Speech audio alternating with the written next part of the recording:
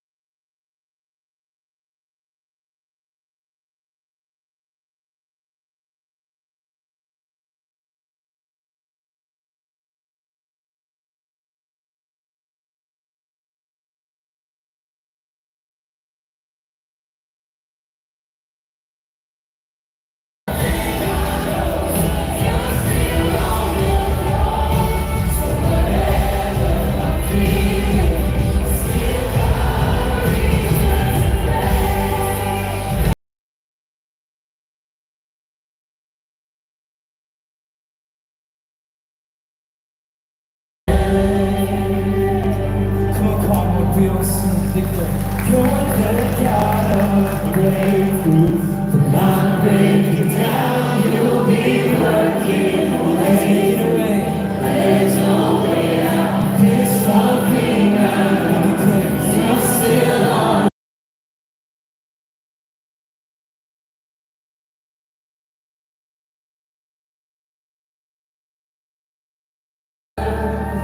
To pray.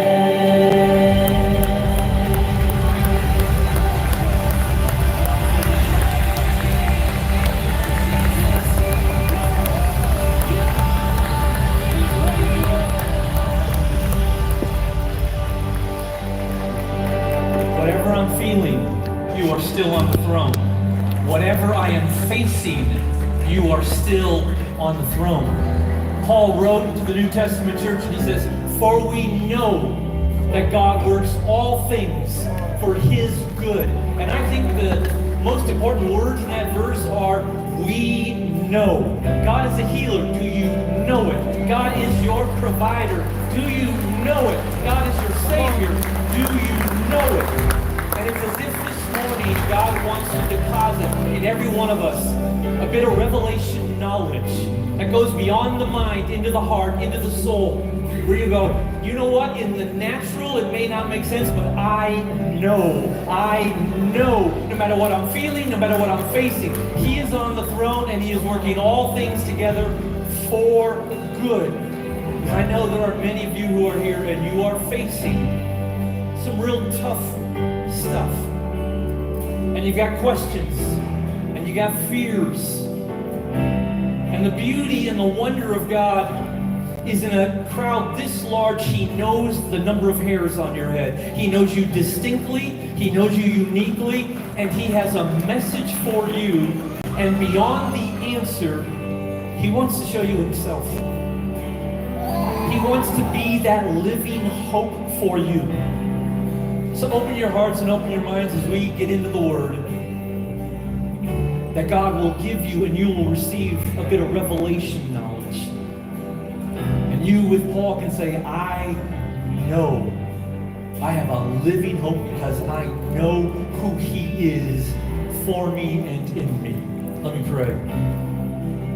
Lord, we thank you that you are a God of revelation. And every one of us in here, Lord, every one of us online watching, we need a revelation from you. We need an encounter with you that we could walk out of this place truly knowing, truly in our deepest heart, knowing who you are in us and for us. I thank you for each person that is here. I thank you that you know their story better than they know their own story. And we pray, Spirit of God, in these next few minutes as we open the Word, you would show us yourself. And you would deposit in us a living hope. We pray this in the mighty name of Jesus. Amen and amen and amen. Yeah, give the Lord praise. Amen. It is so good to see you all in church. I know some of you may be visiting us for the first time or the 27th time. You're still checking us out, and that's cool. In the seat back in front of you, you will see this yellow card. It's for you. If you snap the QR code, it'll give you information about who we are. There's a visitor center in the lobby you can go to as well. It just helps you get to know us a little bit. We would love to be able to get to know you as well. And lastly, we make these announcements, and it's kind of easy, they kind of float over. But the announcement that is most important is we have on the plaza a prayer table, a prayer tent, a prayer center. And there are amazing spiritual people there. The Bible says when 2 or 3 are gathered together. And many of us come in here and we need somebody to join in faith with us. I want to encourage you at the end of this service, stop there. Let them pray for you. Expect that God will do a miracle through their prayers and your prayers joined together. It's one of the best ways you can get to know us is not through data, it's through experience. Anyways, turn to your neighbor and tell them hi, and you may grab a seat.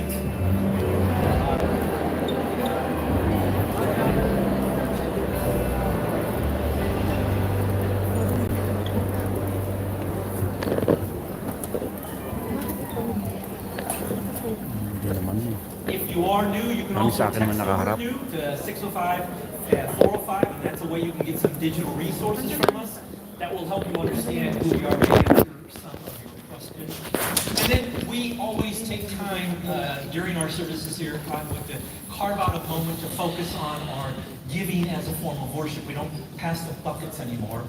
And there are all these different ways we tell you that you can give. You all feel very safe from texting give to 605-405. There's kiosks in the lobby you can use. You can write a check if you want to do that and leave it at the information center with trustworthy people. There's all these different ways you can give, which is really wonderful. But be careful that you don't allow that mechanical feature to kind of distract you from the heart behind it. And each time we meet together, we try to give you a thought to encourage you in that. And we give for lots of different reasons. We give because it is an act of worship, and that's very legitimate. We give because it's an act of compassion. Some of you are here worshiping God because before you, people gave that paid for this building. And without their giving, you wouldn't have a place to seat. Or you're here because an outreach team introduced you to Christ. But there's another reason why we give, and it's given to us in Psalms 4, verse 6. It's on the screens. Many, Lord, are asking, who will bring us prosperity? Let the light of your face shine on us. It's amazing that this verse was written thousands of years ago, and the question is still so relevant. Who's going to fix the economy? Who's going to make it a place where we can flourish and have abundance? Many are asking, Lord, who will give us prosperity? And in this season, when you get on the news and you hear about the tariffs and the stock market and all the fluctuations in the economy and what seemingly the instability, this is a question that is resonating. And the way that the psalmist answers it is beautiful. He doesn't say, oh God, dump money into us, we'll be okay. He says, let your face shine on us. Do not let the circumstances of this moment distract us from our reliance fully and completely on you. You see, giving is an act of worship, and it is an act of compassion. But it's also an act of faith, where by giving, you put yourself in a place where you're saying, God, I am trusting you. Let your face shine on me. I am not going to rely on the structures of our society.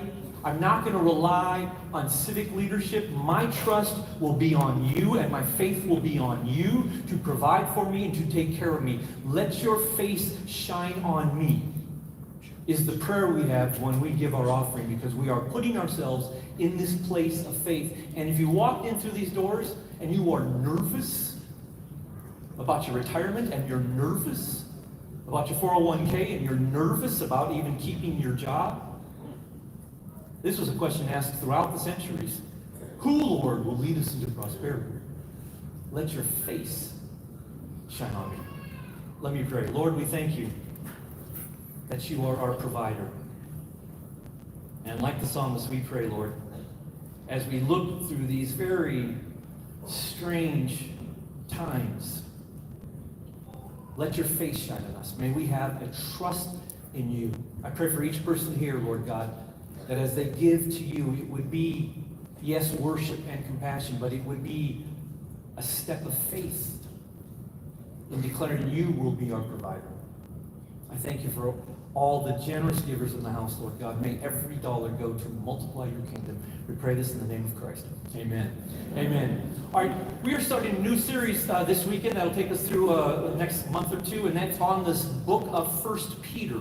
Now, if you're not familiar with the book of 1 Peter, Peter, near the end of his life, writes this book, and we'll be studying different passages of it.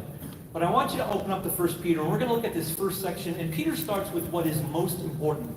It gives us an insight into why he's writing this in the very first verse, because in 1 Peter 1, he writes this: Peter, an apostle of Jesus Christ, to God's elect, exiles scattered throughout the provinces of Pontus, Galatia, Cappadocia, Asia, and Bithynia. Now, he lists these provinces, which are kind of like contemporary today's Turkey land, the nation of Turkey, that kind of region. But what's important in this first verse is he says, you are exiles. He identifies them. When you belong to God, you do not belong any place else. Any place else that you are, you're kind of like an exile.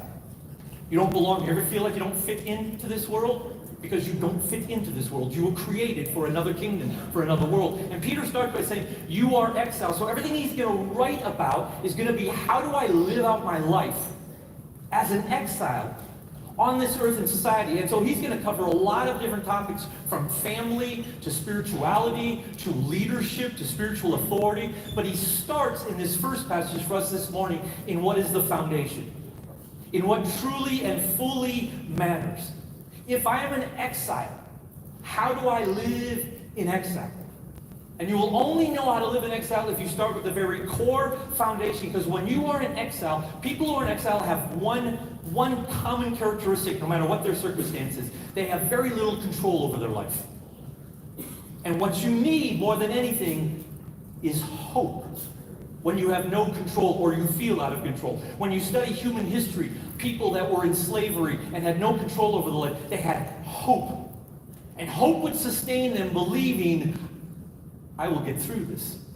When there's an injustice, and you feel like you have no power over that injustice, you have this hope. And in this first passage of verses, Peter's going to teach us about a hope. But it's important we don't define hope by how society defines hope. This is what he calls a living hope. We know the power of hope. We know how hope can influence so much. You get a doctor's report. If you have no hope that your body will be healed, it affects you physically. If you have a hope that healing will come, it affects you physically. If you have a hope that your relationship can come back together and be restored, you will treat your spouse differently. But if you have no hope that that marriage can be restored, it will change how you think about it and how you talk to your spouse. If you have no hope in the economy, wow, the stock market will plunge. People's behavior oftentimes is based upon hope. The scriptures even teach us as Christians, it affects us at funerals. Because when we go to a funeral and a loved one has died, we grieve. But we grieve not without hope.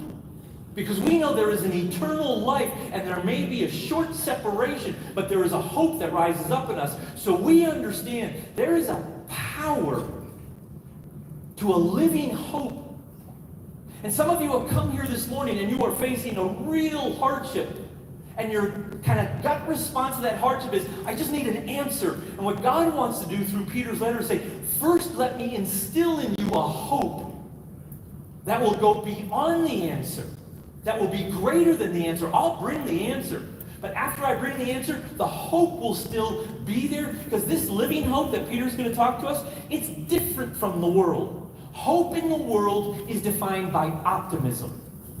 You look at circumstances, and when they seem to be beginning to improve, then it kind of elevates your expectation. Hope in Scripture for a Christian is not optimism. It is not based on circumstantial change. In the world, hope is kind of unknown. It's uncertain. We're hoping the economy will get better. We're hoping things will change, but you're not certain about it. Make no mistake about it. Peter's going to teach us, in Christianity, hope is certainty.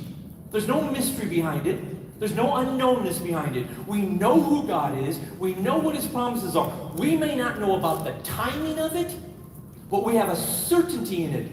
So Paul says, we know that God works all things. Do you know that?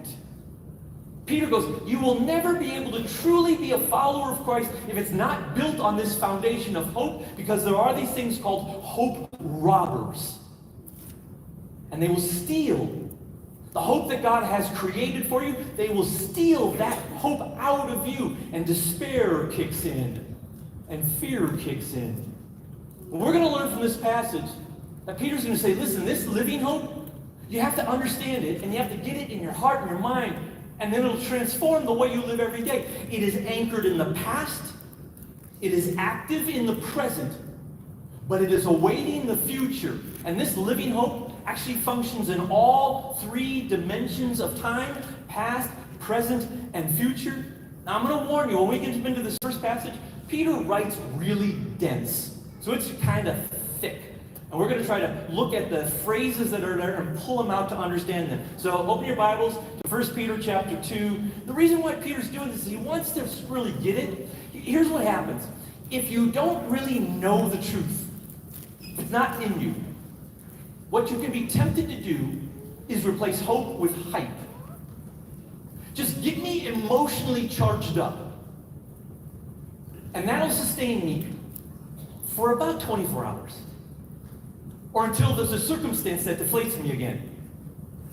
And Peter is saying, I do not want you to walk out of this church service with a hype that may emotionally charge you up, but is not sustainable. I want you to walk out with a truth, a living truth, that there is a living hope that you know, and that foundation will carry you. So here's what he writes, starting in verse 2. To the exiles who have been chosen according to the foreknowledge of God the Father, through the sanctifying work of the Spirit, to be obedient to Jesus Christ and sprinkled with His blood. Grace and peace be yours in abundance. Praise be to the God and Father of our Lord Jesus Christ. In His great mercy, He has given us new birth into a living hope through the resurrection of Jesus Christ from the dead, and into an inheritance that can never perish, spoil, or fade. This inheritance is kept in heaven for you, who through faith are shielded by God's power until the coming of the salvation that is ready to be revealed in the last time. In all this you greatly rejoice, though now, for a little while, you may have had to suffer grief in all kinds of trials. These have come so that the proven genuineness of your faith, of greater worth than gold, which perishes even though refined by fire, may result in praise, glory, and honor when Jesus Christ is revealed. Though you have not seen Him, you love Him. And even though you do not see Him now, you believe in Him and are filled with an inexpressible and glorious joy.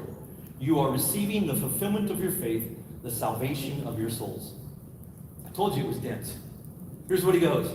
Hope, first, it's got to be anchored in the past. He begins by talking about the resurrection of Christ. And here's why. One of the greatest hope robbers in the life of a Christ follower is sin. When you live out your life in a way, when you have a thought, when you yell at your kids in a way you shouldn't yell at your kids, when your behavior doesn't glorify God, all of a sudden now the enemy swoops in and he begins to whisper so much shame and so much guilt into your mind and heart, and it can rob you of the hope that you have in your identity in Christ. Peter makes it very clear, grace and peace be yours in abundance. But when we have a shaky week or a shaky month, that does not seem to be the case. Grace and peace in abundance doesn't seem to be there. And Peter is saying, you've got to have a hope that is anchored in the past, meaning you have a living hope that is based upon what God has done, not what you have done. And in verse 2, he gives us these phrases. He says, the Father, the Son, and the Spirit, the Trinity, the Godhead, they're working to save you. He talks about a new birth and the resurrection.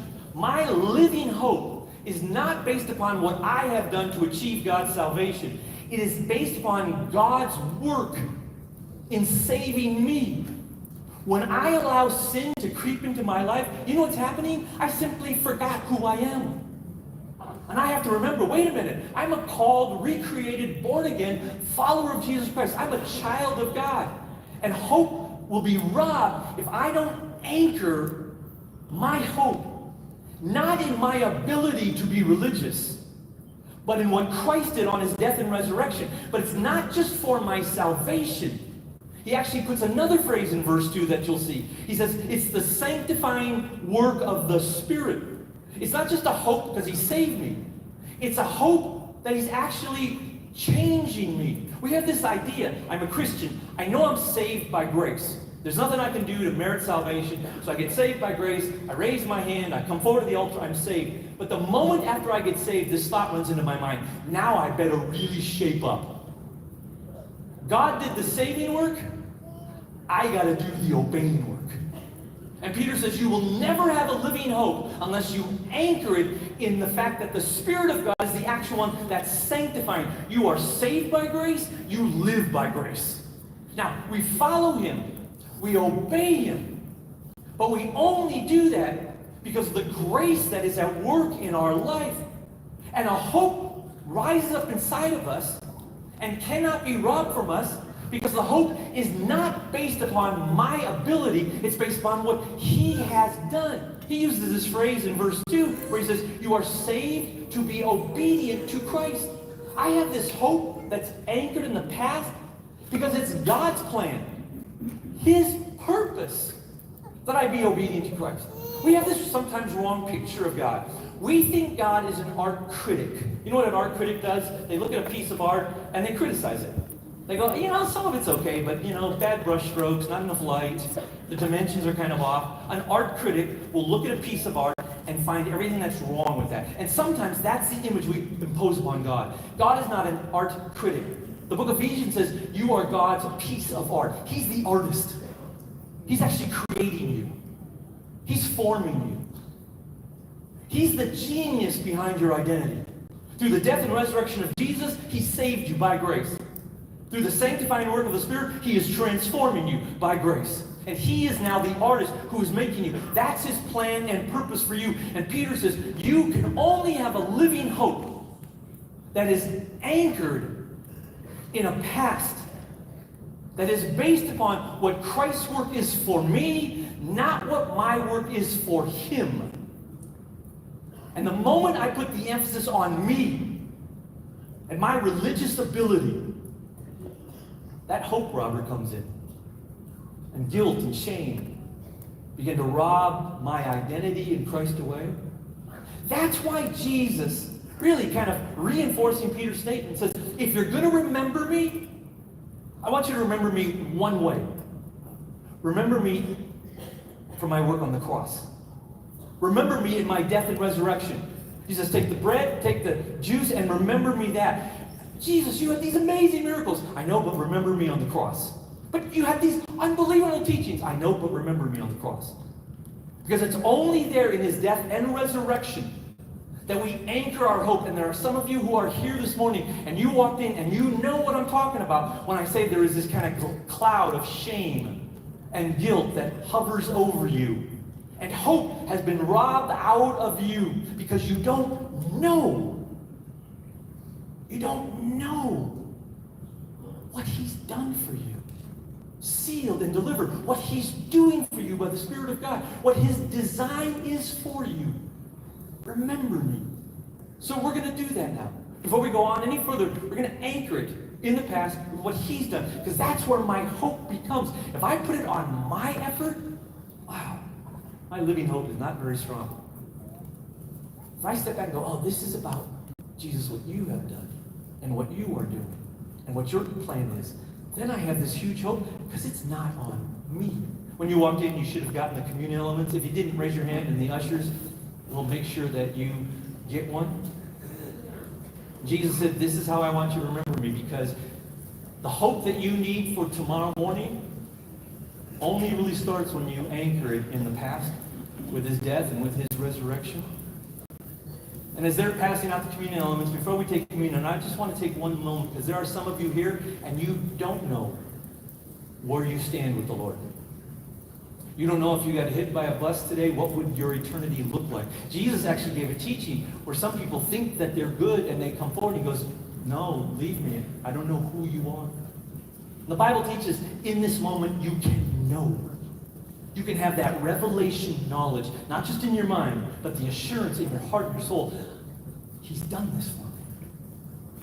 I believe that he loves me. I believe he died and resurrected. I can know that for sure and never have any doubt, and that gives me this living hope that even when I struggle at times, I'm good because of his word. Would you bow your heads with me just for a moment? I would consider it a privilege before we take communion if you would let me pray for you. If you're here and you say, Joel, you're describing me. I don't know.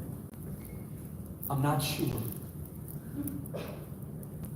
I want that living hope, that assurance that is so steadfast, not because of what I've done, but because of what Jesus did on the cross and through his resurrection, what he wants to do now through the sanctifying work of the Spirit, what his design is for my life as a piece of art.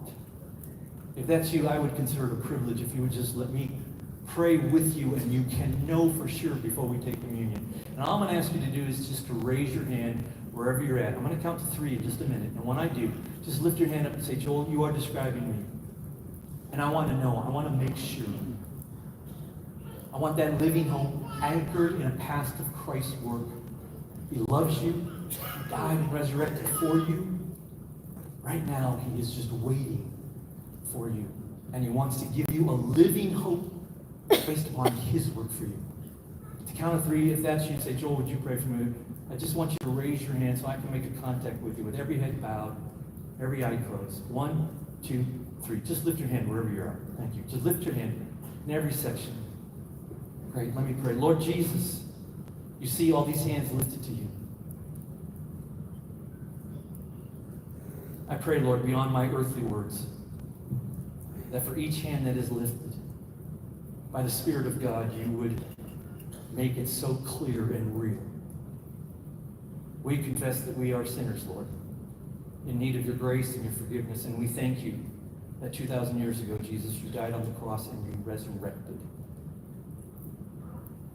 We thank you, Lord God, that it is what you have done and are doing and will do in us that gives us a hope.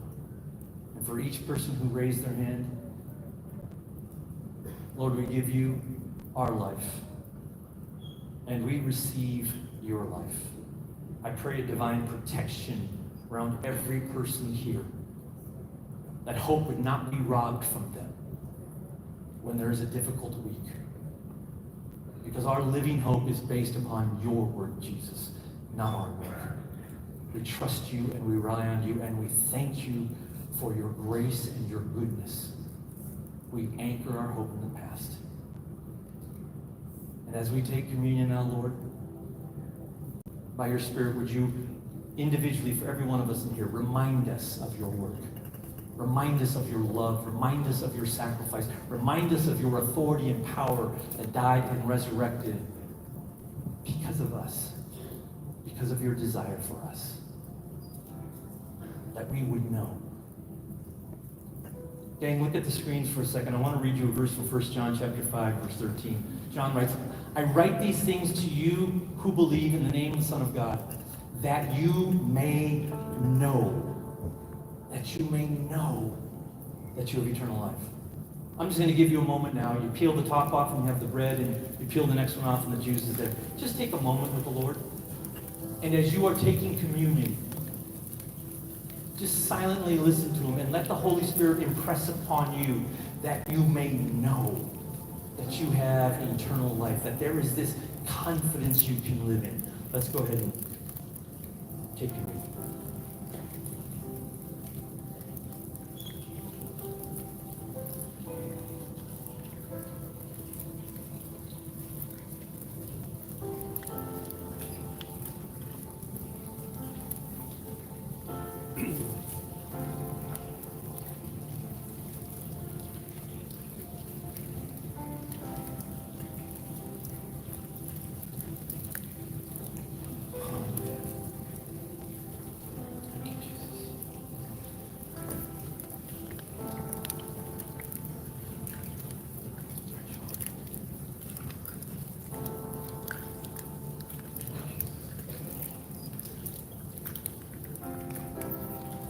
Jesus, we thank you. When we think about what you did for us, when we think about the fact that when you were hanging on that cross, you had me on your mind. And when you resurrected to life so I could have life. Spirit of God,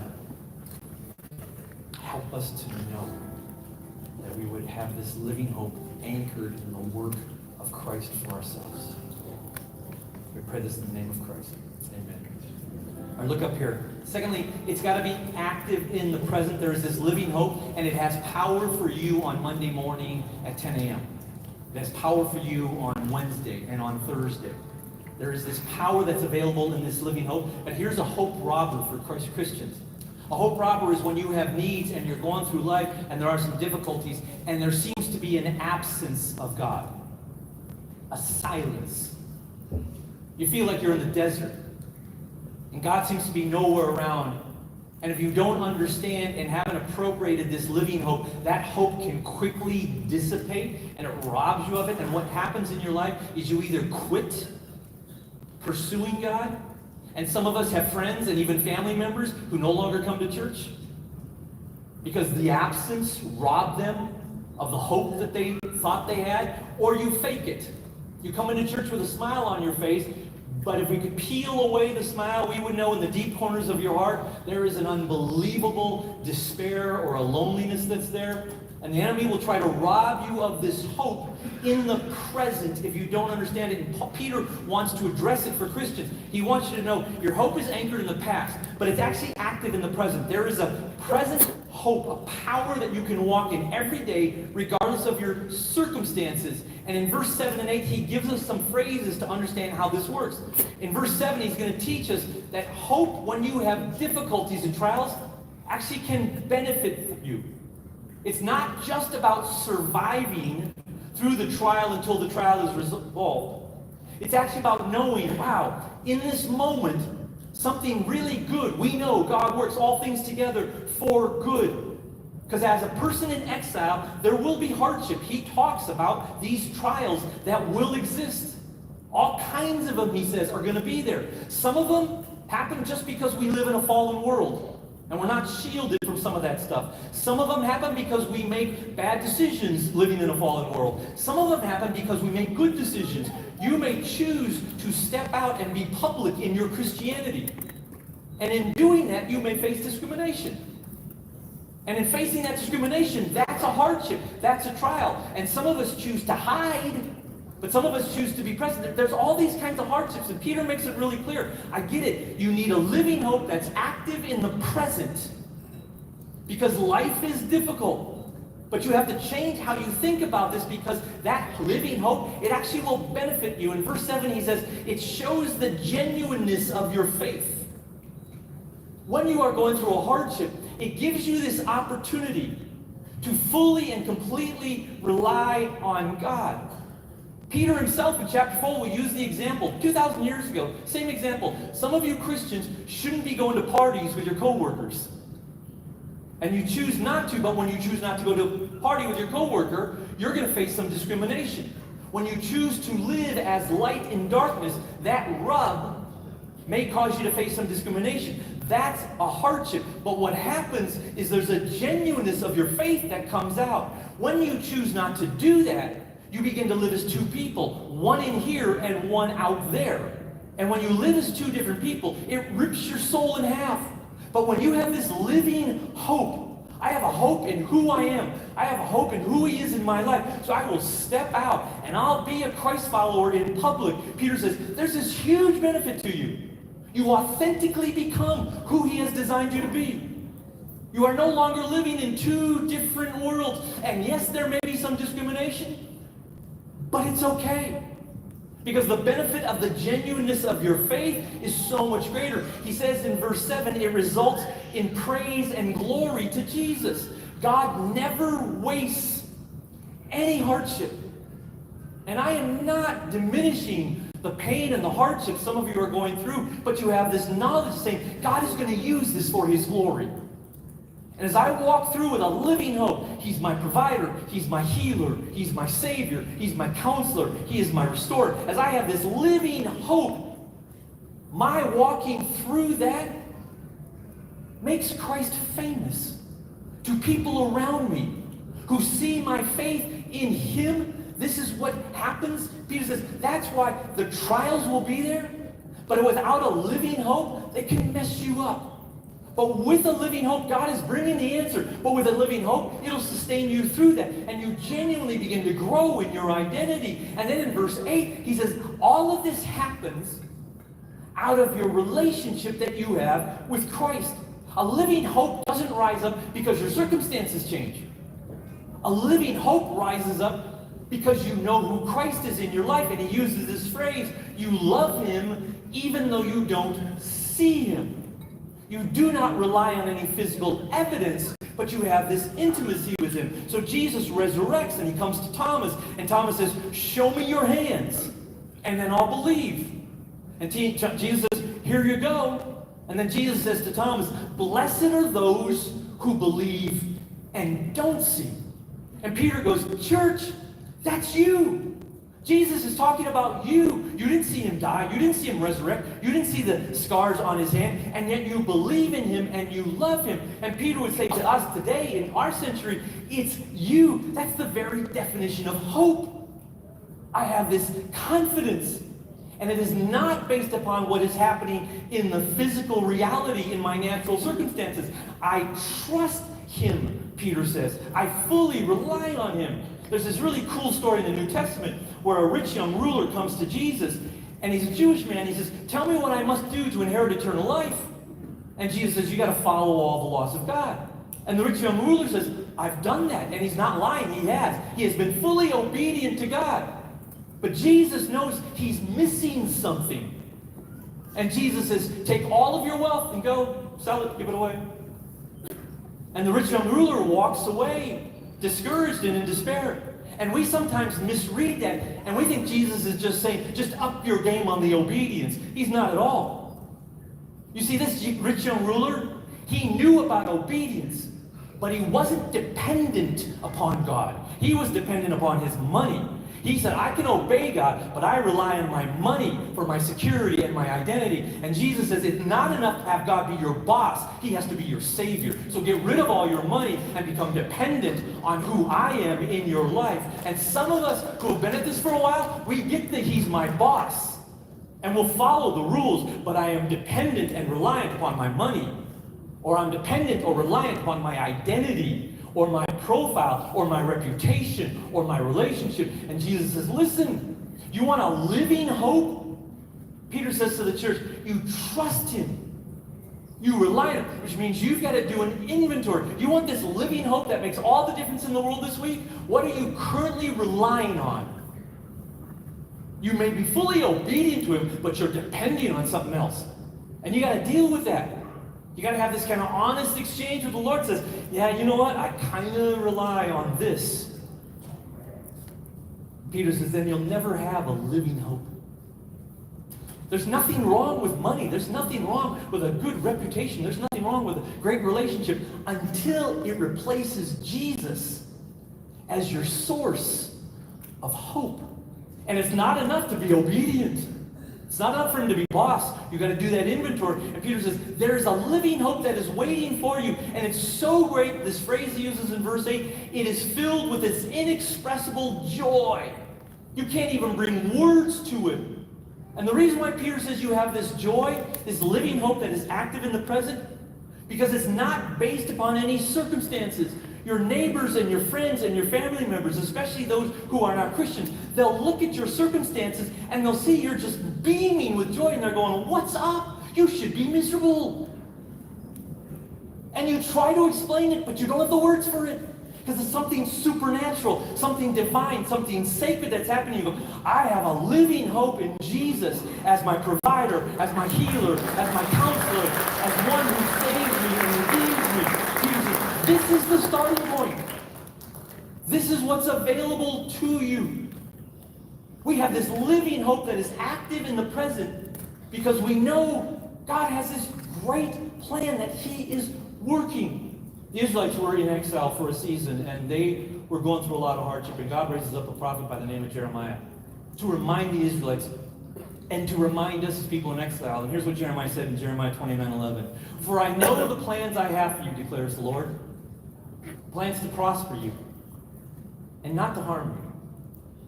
Plans to give you hope and a future. Some of you came in here this morning, and there is a real hardship you're going through. And there's a part of you that's, if I could just get rid of the hardship, I'll be okay.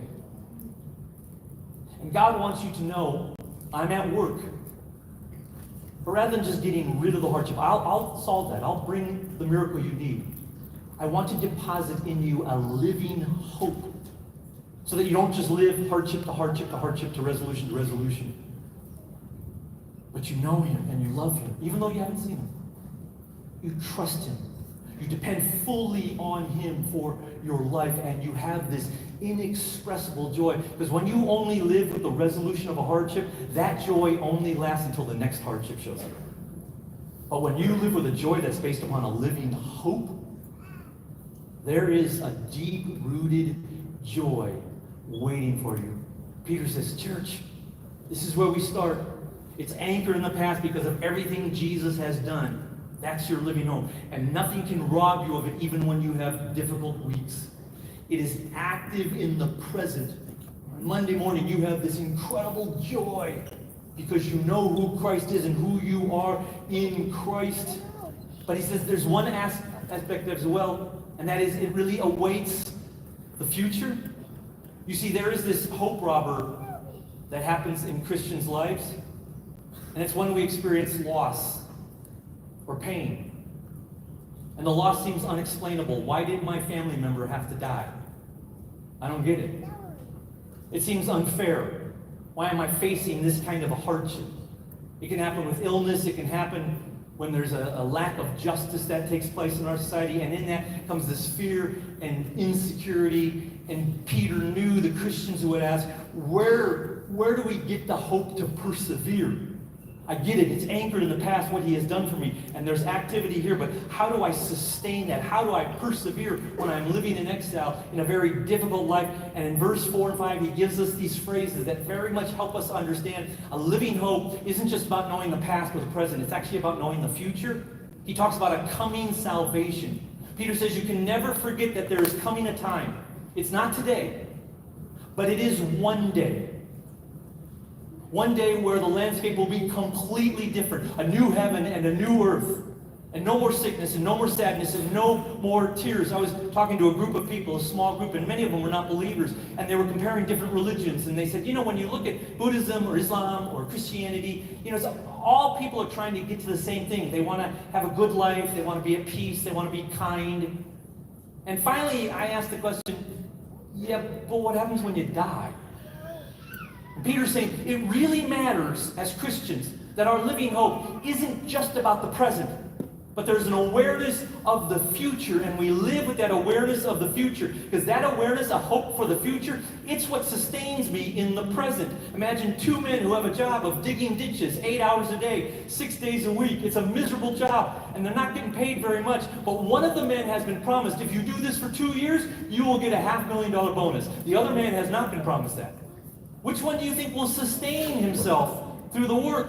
Peter says, you got to know that there is a hope in the future. And he calls it in verse 4 and 5, this inheritance in heaven. Think of this. Before the cross, Christ had everything except you. You were the only thing he didn't have. He had all authority, creator, king. He had everything but you. Peter says, you have to know this. If you want this living hope throughout the week that gives you this power, you are an inheritance. And he uses these words to describe this inheritance. He says, it'll never perish, it'll never spoil, it'll never fade. Do you know what he's describing? He's describing you. This is you. For me, in about 30 years. This is who you will be. He describes you. You are forever. God will never change his mind about you. It is forever. You will never perish. You go, because that's the future, and as hard as it is sometimes to wrap my mind around it, wow, it sustains me on Monday. It sustains me on Wednesday. He says, it'll never spoil. You have a beauty that is being created in you. Paul wrote to the church and said, you are God's workmanship, created in Christ Jesus. That word workmanship, poiema, literally means God's piece of art. Peter says, if you get a hold of that, if you know that, I'm not that gorgeous, but I'm his piece of art, and that beauty will be fulfilled in eternity. That sustains me. I have this hope. He says, you have this glory. It'll never fade. You will see and be like Christ.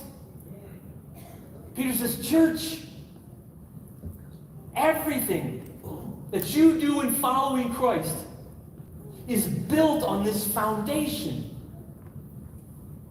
That you have a living hope. It's anchored in the past. And for those of you who are having the enemy kind of rob you of your hope, of your identity and your salvation because you've had some rough weeks. No, it is not what you do, it is what he has done. You go, I have a hope. Why? I can speak against the enemy. Why? Because of what Christ has done. It's anchored in the past, but it's active in the present. I rely on him fully. And if there's any part of my life that I'm becoming too dependent on, I'm going to do business there. Because I want a hope that is based upon his love and knowing him and relying on him. And there is a joy. There is an inexpressible joy waiting for you this week. If you know and allow God to dump that in you in the next few minutes. And then there is this future. And we get really caught up on the 80, 85 years we have on this planet. But there is a future where you will never perish. He will never change his mind about you. You will never fade. There will be a beauty, there will be a glory that will just beam out of you as you see Christ and become like Christ. And when you know that future is there, you go, okay, I can handle Monday. I can handle Tuesday. I will not allow my hope to be robbed from me. I can live in that promise. Now I'm going to ask the worship team to come out and join me. And we're going to look at this last set of verses because it's really one of the coolest set of verses I think in the New Testament. And it's about how amazing all of this is. Look at verse 10. Here's what Peter writes. He says, concerning this salvation, the prophets who spoke of the grace that was come to you searched intently and with great care, trying to find out the time and the circumstances to which the Spirit of Christ in them was pointing when he predicted the sufferings of the Messiah and the glories that would follow. Peter goes, you know those prophets that wrote all about this? They were so overwhelmed by this. They were in so much amazement about this. They researched it. Like, what is this? This is amazing. When is this? How is this going to happen? They were blown away by it. Verse 12. It was revealed to them that they were not serving themselves but you when they spoke of the things that have now been told you by those who have preached the gospel to you by the Holy Spirit sent from heaven. Even the angels long to look into these things. Here's what Peter says. You know all those incredibly spiritual people in the Old Testament who wrote all about this? They were so blown away by it, they just had to really investigate it. And they found out this is not actually about now. This is about those people at Cottonwood on Catella Avenue. That's amazing. And then he goes, even the angels, the celestial beings, They look at your salvation. They look at this living hope and they're going, wow. And Peter's saying, we experience this unbelievable depth of joy and love and glory that even the angels don't experience, because we have been part of the fall and we have seen his redemption and his salvation, and it brings us to this deeper level of intimacy. We get to sing songs that the angels don't get to sing because they can't relate to it. And Peter tacks this on because he says, I want you to know, church, you got to be blown away by this stuff. You got to be in awe of this stuff. Because the Old Testament prophets, they were in awe. The angels were in awe. You should look at this and go, I have this living hope, and it's anchored in what he did, and it's active today in this intimate relationship, and there is an eternal future where my beauty and glory will never fade. Holy smokes! It should blow you away. Now, it's not a cognitive assent. It's a revelation knowledge. And we really believe that God, in these next few minutes, wanted to deposit by his Spirit in you that kind of a revelation knowledge. It's almost as if God was saying, Joel, just shut up and get out of the way so I can do my work. So I don't want anybody leaving the auditorium, but I'm going to ask you all to stand to your feet, and we're going to worship the Lord. Here's why. Look at the screens and look at this verse from Psalms 42:5. It says this. David's writing, why, my soul, are you downcast? Why so disturbed within me? David had what we have. It's like, wow. Put your hope in God, for I will praise him, my Savior, my God. We have this firm conviction that as we worship God and he dwells in our presence, he will deposit in you in these next few minutes, truly, supernaturally, divinely, he will deposit a living hope. He will elevate a living hope in you, that even though your circumstance in the next 5 minutes is not going to change, there will be an inexpressible joy that begins to come out of you. Why? Because the Spirit of God is active in you. And I want to encourage you, as Jan and the team lead us, lift your hands in an expression of openness, saying, God, I need this living hope. I need a hope that's anchored in the past, active for today, and awaits the future. Put that in me, and he will answer you in these next few minutes. Let's lift our hands, and let's worship the Lord. Jan? God, we welcome you here. We call on your Spirit. You're all we need.